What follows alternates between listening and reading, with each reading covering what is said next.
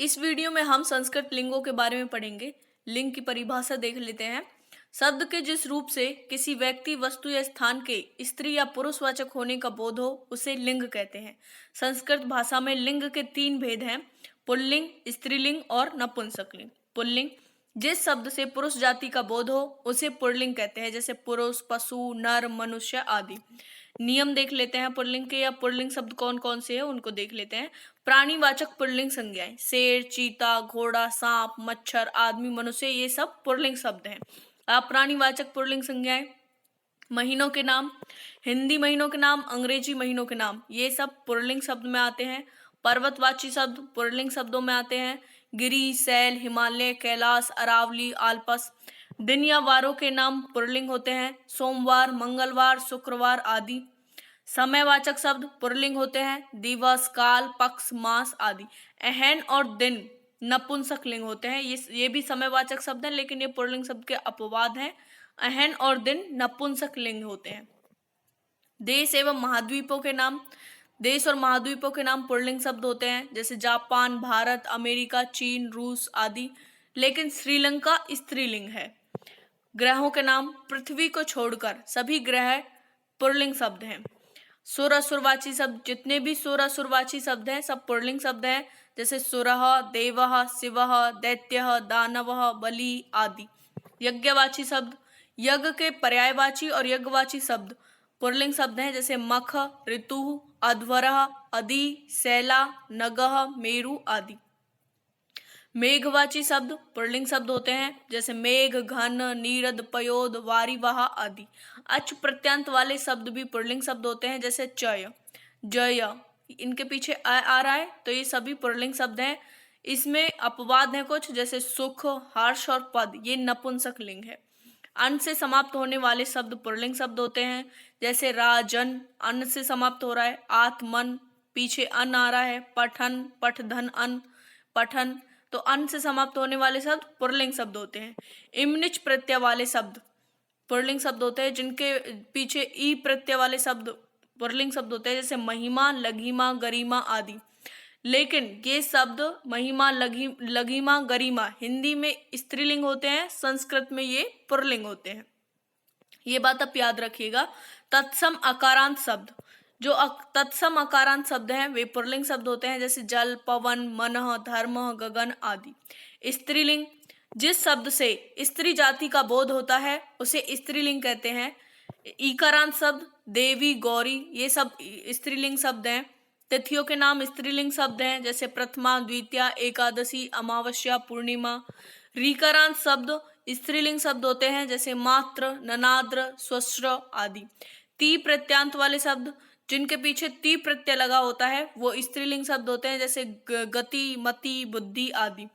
ता और आ प्रत्यय वाले शब्द स्त्रीलिंग शब्द होते हैं, जैसे लता, रमा, लघुता, द्विहिता आदि। एकाक्षर ईकारांत और अकारांत शब्द, जो भी एकाक्षर ईकारांत और अकारांत शब्द हैं वे सब स्त्रीलिंग होते हैं, जैसे श्री, भू, भ्रू आदि। ये सब एक अक्षर हैं, लेकिन ईकारांत और उकारांत हैं। भाषाओं के नाम स्त्रीलिंग होते हैं, हिंदी, अंग्रेजी, उर्दू, मलयालम। लिपियों के नाम स्त्रीलिंग होते हैं, देवनागरी, रोमन, ब्राह्मी, गुरुमुखी। हिंदी की लिपि देवनागरी है, संस्कृत की लिपि ब्राह्मी है और पंजाबी भाषा की लिपि गुरुमुखी है।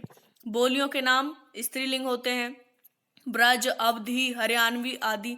नदियों के नाम स्त्रीलिंग होते हैं, नक्षत्रों के नाम स्त्रीलिंग होते हैं, देवियों एवं महिलाओं के नाम स्त्रीलिंग होते हैं।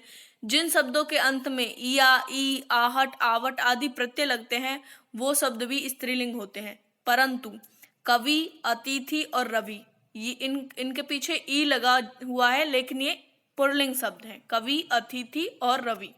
कुछ शब्द सदा स्त्रीलिंग में होते हैं, जैसे संतान, सती, सौत, सुहागन, अग्नि, राशि, पुस्तक, तारा और देवता।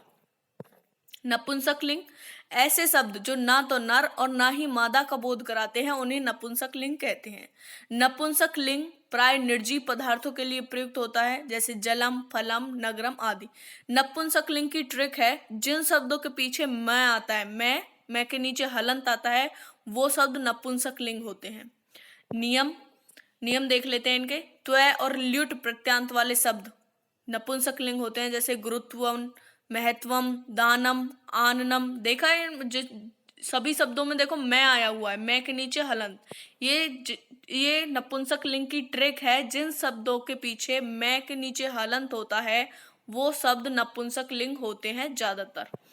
यह प्रत्यंत वाले शब्द नपुंसक लिंग होते हैं जैसे माधुर्य, पीछे यह प्रत्यय लगा हुआ है, मधुरत्व, सौंदर्यम आदि। क्रिया विशेषणवाची शब्द, जो शब्द क्रिया की विशेषता बताते हैं अर्थात क्रिया विशेषण है, वो शब्द नपुंसक लिंग होते हैं। जैसे सह सुंदरम वदति, यानी वह सुंदर बोलता है। बोलना क्रिया है और सुंदर बोलने की विशेषता बता रहा है, अर्थात एक क्रिया विशेषण है। जितने भी क्रिया विशेषण शब्द हैं सभी नपुंसक लिंग होते हैं। भाववाच्य में तव्य, अनीय, अण्यत, तय प्रत्यंत शब्द नपुंसक लिंग होते हैं जैसे भाव्यम, भवनीयम, भाव्यम आदि।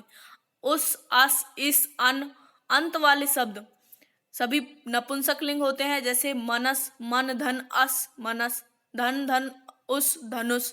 ये शब्द सभी जो अस, उस, इस, अन, अंत वाले शब्द सभी नपुंसक लिंग होते हैं।